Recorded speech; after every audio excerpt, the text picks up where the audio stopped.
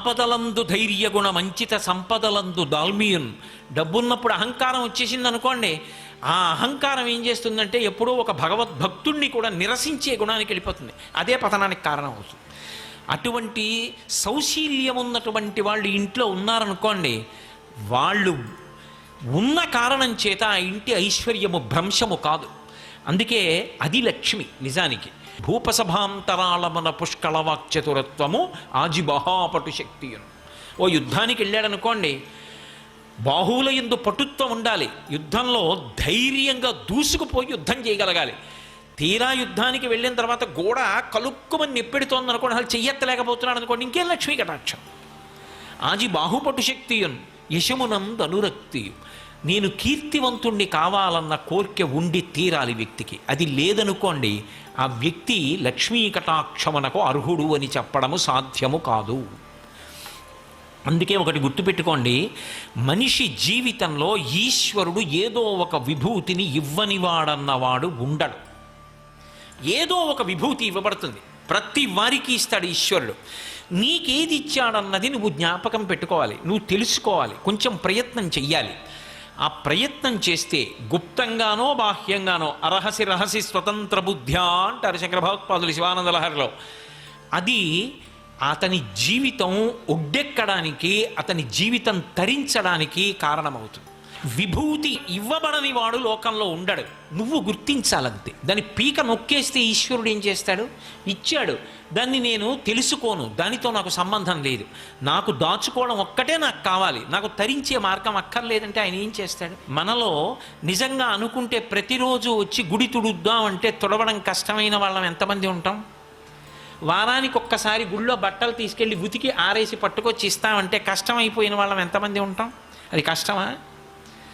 లేకపోతే ప్రతిరోజు కనీసం వారానికి నేను ఒక్క చిన్న పద్యం నేర్చుకుంటాను అంటే వారానికి ఒక్క పద్యం నేర్చుకోవడం అంత కష్టమా? వారానికి ఒక్క పాదం నేర్చుకుంటాను, పోతన గారి పద్యాల్లో ఒక్క పాదం నేర్చుకుంటాను వారానికి. చిత్తశుద్ధితో ప్రయత్నిస్తే అంత కష్టమా? 108 తక్కువ కాకుండా గాయత్రి విడిచిపెట్టకుండా చేస్తాను, కష్టమా? బొట్టు పెట్టుకోవడం మానను, అంత కష్టమా? ఇది పట్టుకుంటానన్నవాడు ఏది పట్టుకున్నా తరిస్తాడు. పట్టుకోవడానికి ఆవిడ ఏదో ఒకటి ఇస్తుంది, ఇవ్వకుండా మాత్రం ఉండదు. కాబట్టి అలా పట్టుకుని తరించిపోతాడు. అది లక్ష్మీ కటాక్షం. అందుకే మీరు బాగా గమనిస్తే లక్ష్మి ఎక్కడ ఉంటుంది అంటే అసలు ఆవిడ ఉండని ప్రదేశం ఉండదు. ఆవిడ ఎప్పుడూ అంతటా చూస్తూనే ఉంటుంది. దృశాద్రాఘీయస్యాదర దళిత నీలోత్పల రుచ దవీయాంసం దీనం స్నపయ కృపయా మమపి శివే అంటారు శంకర భగవత్పాదులు. అటువంటి తల్లి యొక్క చూపు పడలేదనుకోండి, సారహీనమైపోతుందంతే దేశం. లక్ష్మీ కటాక్షం లోపించిందే అని గుర్తేమిటంటే ఒకరికి డబ్బు లేకపోవడం కాదు. మీరు బాగా ఈ విషయాన్ని దృష్టిలో పెట్టుకోవాలి.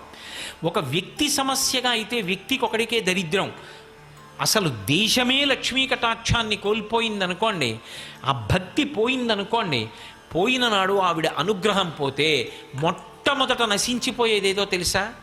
ఉత్సాహం నశించిపోతుంది, జడత్వం వస్తుంది.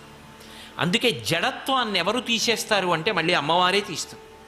మీరు లోకంలో జడత్వాన్ని తీయగలిగిన వాళ్ళు ఇద్దరినే చెప్తారు, ఒకటి అమ్మవారు, రెండు స్వామి హనుమ.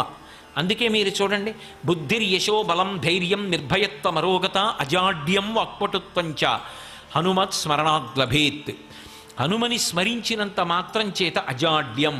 అమ్మవారి పాదాలు పట్టుకుంటే అవిద్యానామంతస్తిమిరమిహిరోద్వీపనగరి జడానాం చైతన్యస్తపకర్మకరంద శృతిశరీ దరిద్రాణం చింతామణి గుణనిక జన్మజలధౌ నిమగ్నానాం దంష్ట్రామురరిపు వరాహస్య భవతి. జడత్వం అంటే ఏమిటో తెలుసా? అన్నీ వింటాడు, ప్రతిస్పందన ఉండదు. వింటాడు, గంటలు గంటలు వింటాడు, రోజులు రోజులు వింటాడు, తాను విని చేసినది అన్నది ఏదీ ఉండదు. శృణ్వం తప, ఆ వినడం మీద అనురక్తుంది, అంతవరకు మంచిది అనుకోవాలి తప్ప ప్రతిస్పందించి చేసింది ఉండదు. మీరు చెప్పండి ఊ అండవు, ఓ అండవు, నేను చేస్తానడు చెయ్యనండవు. ఒరే రేపటి నుంచి ఒక్కసారి గుడికి ఎదురుగుండా ఉన్నావురా, ఒక్కసారి అలా వెళ్ళి ప్రదక్షిణం చేసిరారా అంటాడు. లేవడు, వెళ్ళడు, గుళ్ళోకి వెళ్ళడు, ప్రదక్షిణం చేయడు, నమస్కారం చేయడు. జడత్వం. అంటే అలసత్వం. దీన్ని ఎవరు పోగొడతారంటే అమ్మవారు పోగొడుతుంది. శంఖ చక్ర